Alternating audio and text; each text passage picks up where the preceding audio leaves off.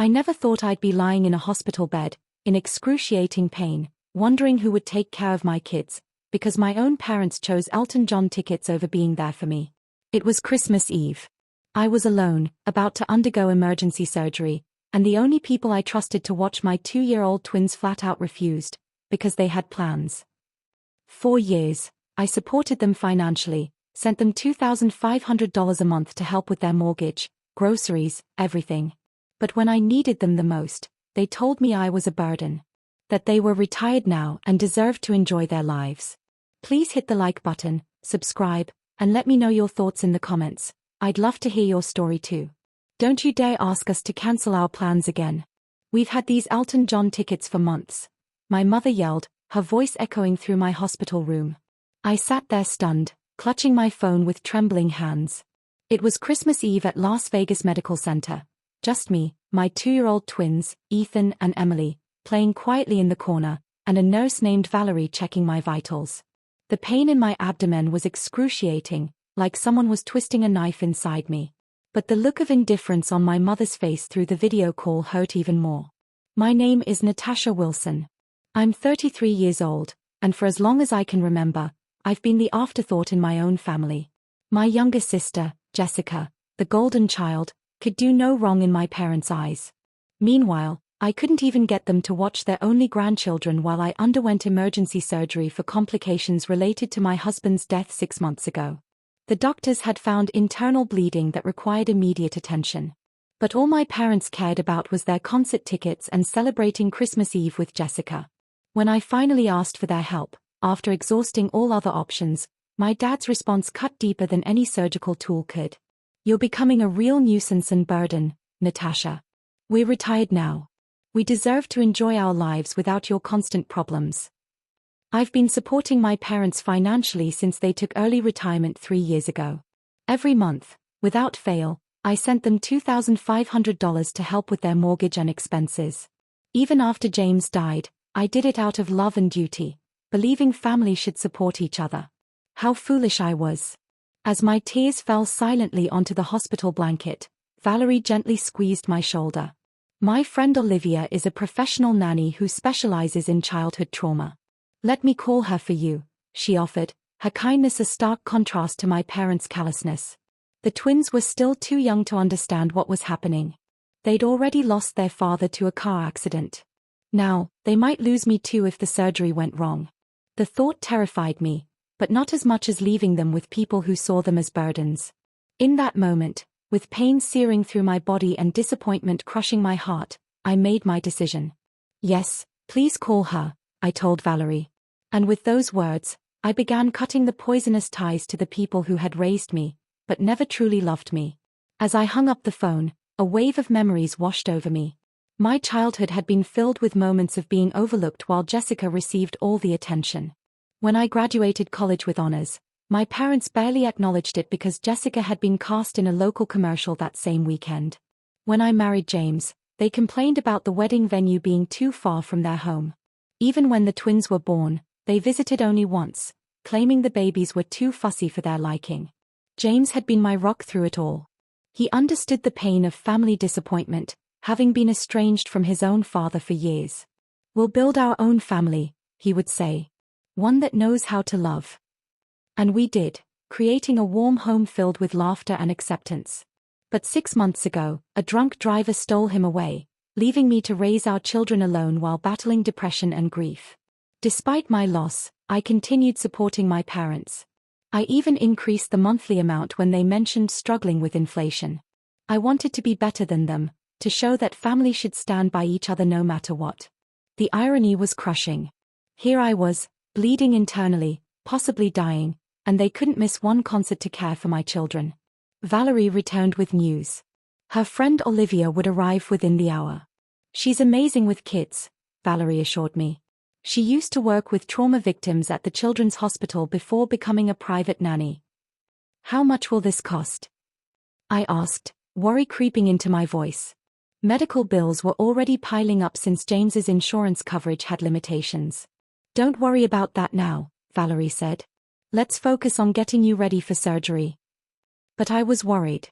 I thought about the $2,500 I was scheduled to transfer to my parents next week, money that could now help pay for childcare instead.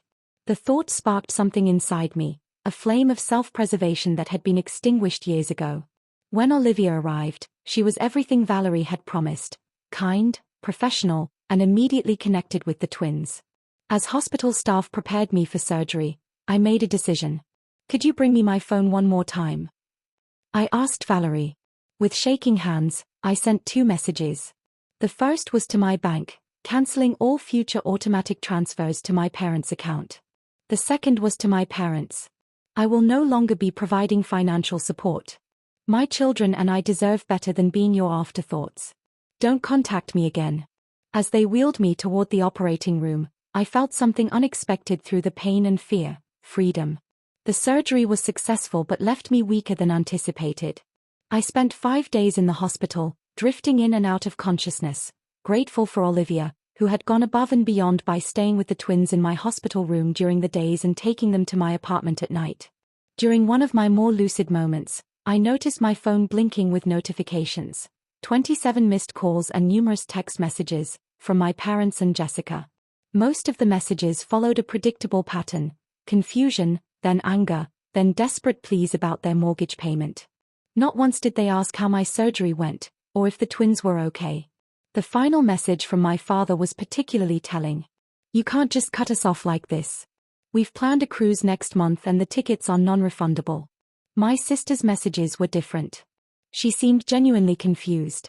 "Mom and Dad just told me you were having some minor procedure. What's going on? Why are they freaking out about money?" It dawned on me that my parents had lied to Jessica about the severity of my situation, to justify their choice of concert over grandchildren. I decided to tell her the truth, sending her the full story while still groggy from medication. Her response came quickly. "Oh my God, Natasha. I had no idea it was an emergency surgery. They told me you were just being dramatic about a routine checkup. I would have watched the twins if I'd known. I'm so sorry." I believed her. Jessica wasn't cruel. She had just been raised in an environment where she was taught that her needs came first. Perhaps this revelation would help her see our parents for who they truly were. By the time I was discharged, I had made several decisions. First, I hired Olivia part-time to help with the twins during my recovery. Second, I contacted a lawyer to draft a will, designating a trusted friend as the twins' guardian should anything happen to me, certainly not my parents. Third, I blocked my parents' numbers, allowing only Jessica limited contact as I assessed her sincerity. The financial implications of my decision were significant.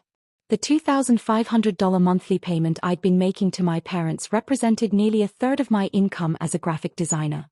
Without that burden, I could actually afford proper childcare and maybe even start rebuilding the emergency fund that had been depleted after James's death. That night, as I lay in my own bed with the twins sleeping in their room across the hall, I felt a complex mix of emotions. There was guilt, the ingrained feeling that I was somehow wrong for putting myself and my children first. There was fear about managing recovery while caring for 2 toddlers. But there was also an unfamiliar sense of self-respect taking root.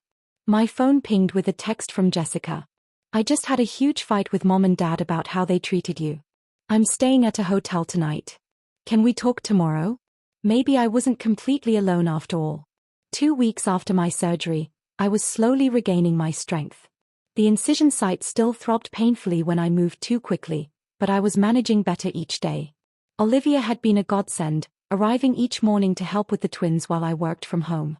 My graphic design clients had been surprisingly understanding about my limited availability, and I was grateful for the remote work that allowed me to stay close to my children. Jessica had visited twice, bringing healthy meals and spending time with the twins. Our conversations were cautious at first, but eventually, she opened up about her own experiences with our parents. "They always made it seem like you were choosing to distance yourself from the family," she admitted one evening as we watched the twins play. "I never realized they were pushing you away." I was beginning to see a new side to my sister, one that had been hidden beneath years of our parents' manipulation. While I wasn't ready to completely trust her yet, I appreciated her efforts. Then came the knock at the door I had been half expecting. Through the peephole, I saw my parents standing in the hallway. My mother was clutching her designer purse nervously, while my father stood with his arms crossed, familiar impatience etched on his face. I hesitated, heart pounding, before opening the door just enough to speak through the gap. "What do you want?" I asked, my voice steadier than I expected. "Natasha, darling, we've been so worried," my mother began, her sugary tone immediately raising my defenses. "You haven't been answering our calls, and we needed to make sure you and the twins were all right." "We're fine," I replied flatly. "Now, if that's all." "It's not all," my father interrupted, pushing slightly against the door. "We need to discuss this ridiculous financial situation. The bank called about our mortgage payment, and we had to dip into our cruise savings to cover it." The audacity was breathtaking. No questions about my recovery. No concern for their grandchildren. Just demands about money. "I told you I'm cutting financial ties," I said. "I meant it." "But sweetie," my mother pleaded, her voice rising in octave, "we've come to depend on that money. Your father and I adjusted our lifestyle based on your commitment to help us." "My commitment?" I echoed in disbelief. "I've been sending money out of guilt and obligation, while you couldn't even watch your grandchildren during my emergency surgery." My father's face darkened. "That's not fair, Natasha. We had plans." "Plans more important than my children's safety? More important than my life?" I replied, anger rising. "Do you know what the doctor said? There was a chance I might not survive that surgery. Did you even bother to ask?" Their silence was answer enough. "We made one mistake," my mother whispered dramatically. "Are you really going to punish us like this?" "This isn't punishment, Mom. This is consequence," I said, feeling a strange calm overtake me. "I've spent my entire life seeking your approval and support, and in my moment of greatest need, you chose Elton John tickets over helping me." "We're your parents," my father interjected, his tone shifting to demand respect. "And I'm a parent too," I countered. "I would never treat Ethan and Emily the way you've treated me. Never." Just then, Emily toddled into view, clutching her stuffed giraffe. My mother instantly switched tactics. "There's my precious grandbaby," she cooed, bending down. "Grandma brought presents." Emily, unfamiliar with these relative strangers, backed away and looked at me with uncertainty in her eyes. "I think you should leave," I said quietly. "When I'm ready to talk, if I'm ever ready, I'll reach out." "But the money," my father started, "is no longer your concern," I finished, gently closing the door. The next morning, my parents returned with reinforcements. My Aunt Patty, my mother's sister, who had always positioned herself as the family peacemaker.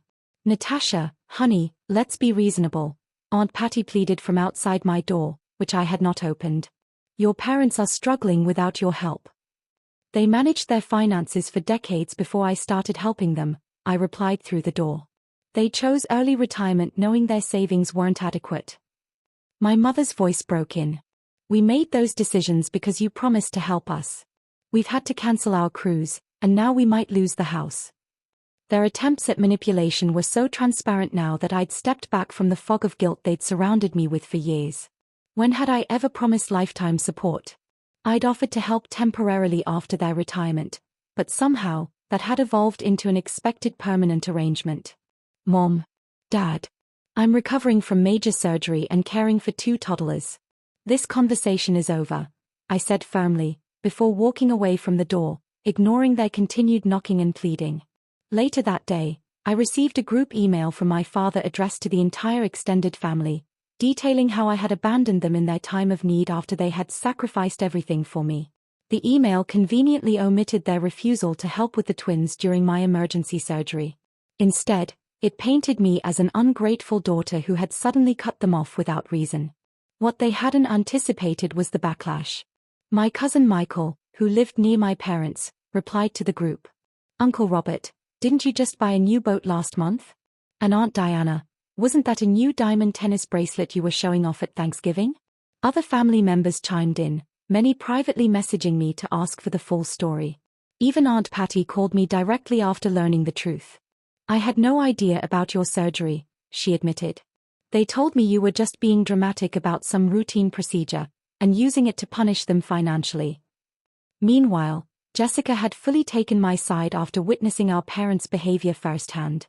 She helped me craft a single, factual response to the family email thread, simply stating, "I recently underwent emergency surgery with a significant risk of complications.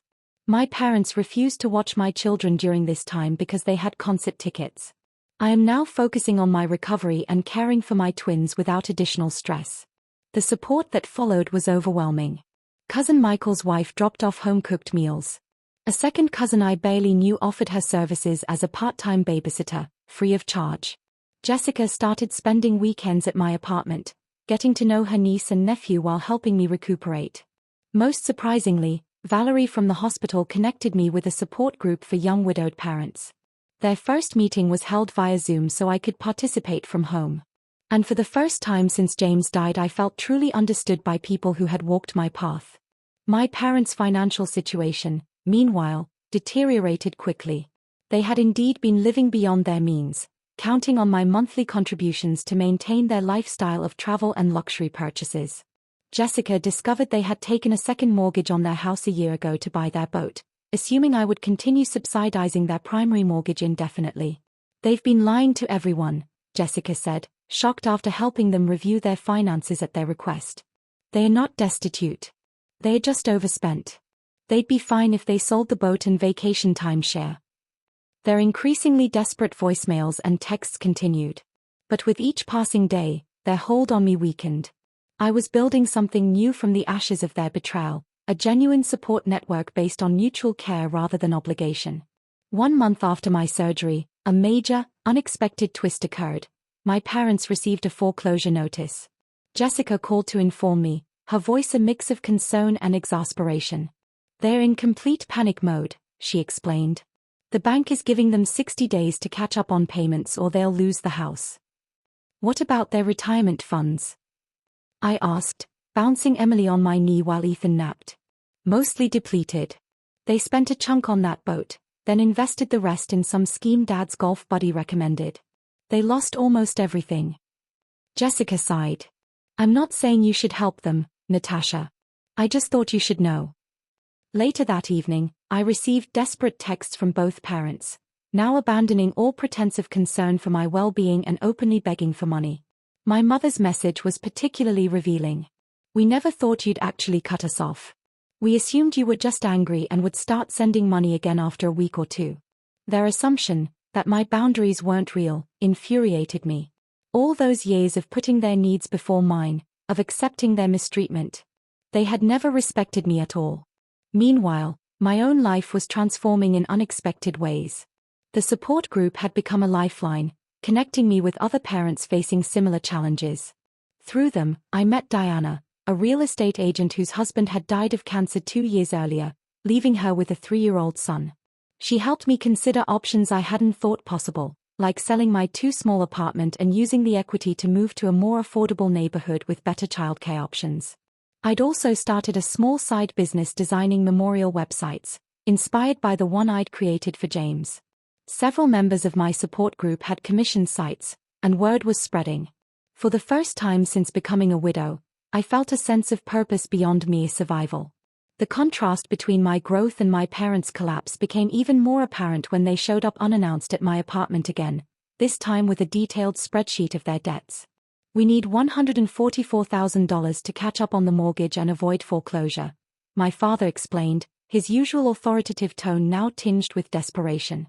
I invited them in, not out of obligation, but because I was curious to hear their perspective now that they were truly facing consequences. "What about selling the boat?" I asked, gesturing for them to sit at my small dining table. "We'd take a loss," my father protested. "And the timeshare?" I asked. "We've tried, but the market is terrible," my mother added quickly. "Besides, those are our retirement luxuries." I almost laughed at the absurdity. "Luxuries you can't afford." "We could afford them, with your help," my father countered, his tone hardening. "It's the least you could do after everything we've done for you." "What exactly have you done for me?" I asked quietly, the question hanging in the air like a challenge. The twins chose that moment to toddle into the room, Ethan clutching his favorite truck, and Emily babbling happily. My parents' expressions softened instantly. "There are our precious babies," my mother cooed, reaching for Emily, who promptly hid behind my legs. They don't know you, I stated simply. You've seen them 3 times in their lives? You chose not to be involved. That's not fair, my father protested. We're busy people. Too busy for your only grandchildren. Too busy to help your daughter through emergency surgery. But not too busy to ask for money. I paused. I think that says everything about your priorities. My mother's face crumpled. Whether from genuine emotion or calculated manipulation, I couldn't tell anymore. Without your help, we'll lose everything, she whispered.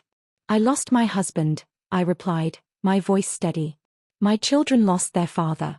We survived. You'll survive too. 3 months after my surgery, my parents faced the inevitable. They were forced to sell their house to avoid foreclosure. Jessica kept me updated on their situation, though I maintained my distance. They had managed to find a modest condo, significantly downsizing from their 4,000 square foot lakefront property. My father had reluctantly sold his boat at a loss, and they had finally unloaded the timeshare for a fraction of what they'd paid. They're actually blaming you for their financial problems in front of everyone, Jessica informed me during one of her weekly visits. It's bizarre to watch. They tell anyone who'll listen that you abandoned them after promising lifelong support. Let them talk, I replied, feeling surprisingly unbothered.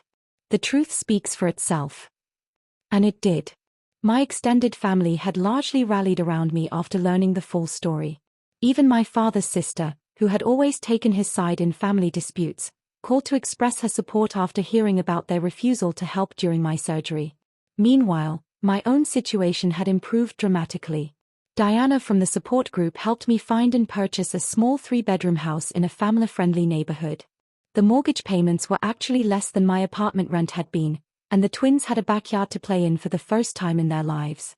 My side business designing memorial websites had grown enough that I could reduce my graphic design clients and focus on work that felt meaningful.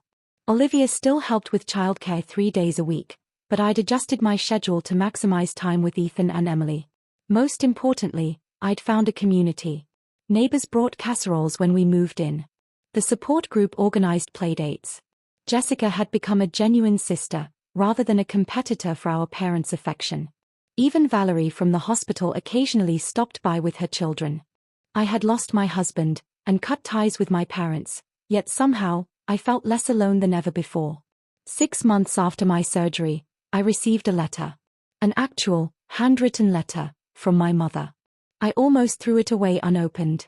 But curiosity won out. Inside was something I'd never seen before. A genuine apology. I've had time to reflect on my behavior, she wrote. Watching you build a life without our help has forced me to confront some painful truths about myself as a mother. I was jealous of your independence, your resilience. I resented that you didn't seem to need me the way I needed my own mother. But now I see that you did need me, just not in the ways I wanted to be needed. When you asked us to care for the twins during your surgery, you were reaching out. And we failed you completely. I'm deeply sorry. The letter continued, explaining how they had completely restructured their finances. My father had taken a part-time job at a local hardware store.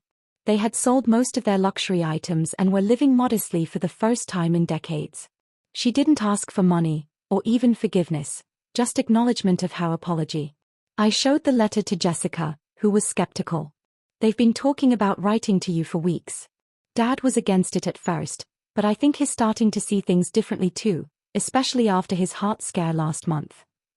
Heart scare? I asked, concerned despite myself. Just high blood pressure and chest pains. But it scared him. He's on medication now, and actually following the doctor's orders, Jessica explained. I think facing mortality has humbled him a bit. I wasn't ready to respond to the letter immediately. I needed time to process my feelings. Was this genuine remorse, or another manipulation tactic? Had they truly changed, or were they simply adapting their strategy? That night, I looked at old family photos for the first time since cutting ties. Behind the smiling faces, I saw patterns I'd been blind to before.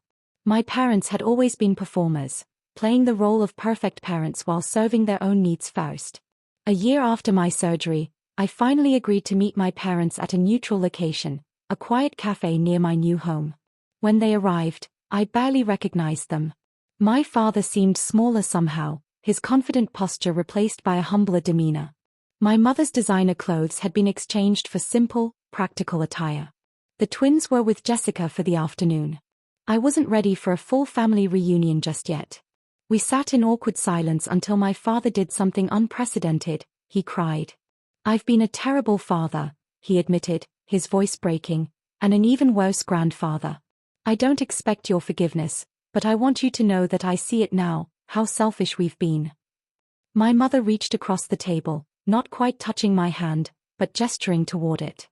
"We've spent months in family therapy," she explained. "It was Jessica's idea, and we resisted at first. But it's been transformative. I didn't rush to forgive them, or make promises I couldn't keep. Instead, I shared pictures of the twins and told them about our new life.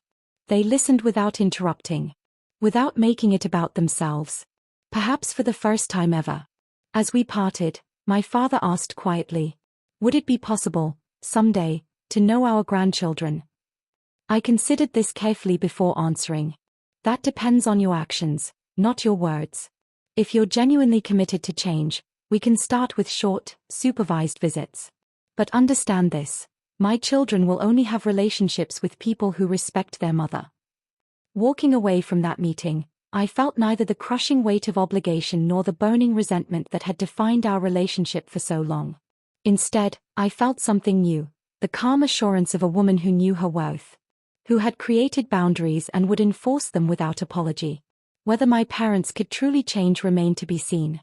But I had already transformed, from a daughter desperate for approval into a mother fierce in her protection and clear in her expectations.